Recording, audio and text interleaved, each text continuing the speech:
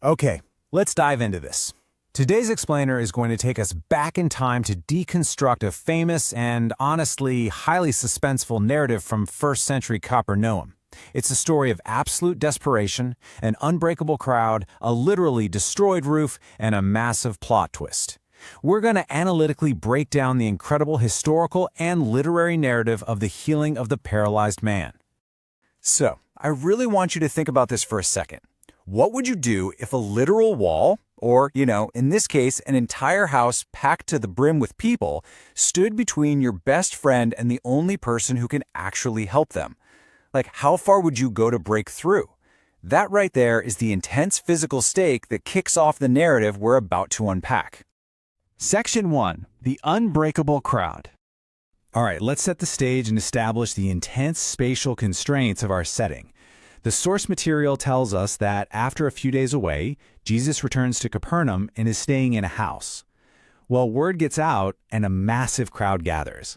The text specifically notes that the house became completely full, with absolutely no space left for anyone else to enter. Imagine the claustrophobia for a minute. A space so packed that people are standing inside every single room, shoulder to shoulder. They're crowding the doorway and spilling all the way out into the street. Jesus is inside teaching, but there is absolutely zero physical way in or out of that building. But here's the thing. It wasn't just a regular crowd of locals. There was a highly specific VIP audience present, the Pharisees and teachers of the law. Basically, these guys were the theological watchdogs of the era, and they had traveled from villages all over Galilee and Judea, and even made the trek from the capital, Jerusalem. They're sitting right there in the middle of it all, carefully listening and analyzing his every single move, which, as you can imagine, instantly cranks up the tension in that already suffocating room. Section 2. Through the Roof.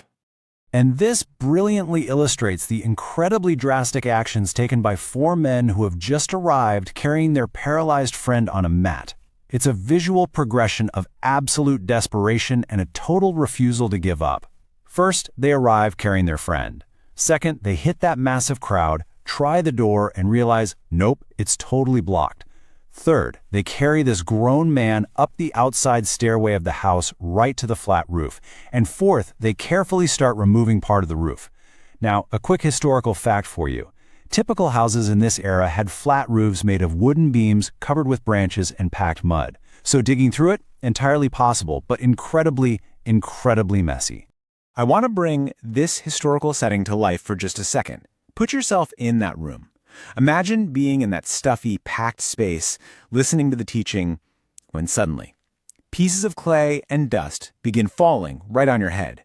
The people inside look upward in complete surprise as a large hole literally opens up in the ceiling right above them. The narrative describes the 4 men up top using ropes to slowly lower their paralyzed friend on his mat right down into the middle of the crowded room. Section 3. The Ultimate Plot Twist. So the man is lowered down. He lands directly in front of Jesus, and the entire room goes dead silent. You could hear a pin drop. Everyone is waiting for the obvious physical healing. But instead, Jesus looks at the man, acknowledges the undeniable faith of those 4 friends, and drops a completely unexpected bombshell. He says, "Son, take courage. Your sins are forgiven." Talk about a shocking pivot. In the ancient Jewish world, physical ailments were frequently viewed as direct punishments for sin. So by addressing the man's spiritual state first, rather than his physical paralysis, Jesus is completely upending everyone's expectations. Now, what's really interesting about this slide is the stark contrast between what is spoken out loud and what is being thought in secret. On one side, we have Jesus publicly declaring, "Your sins are forgiven."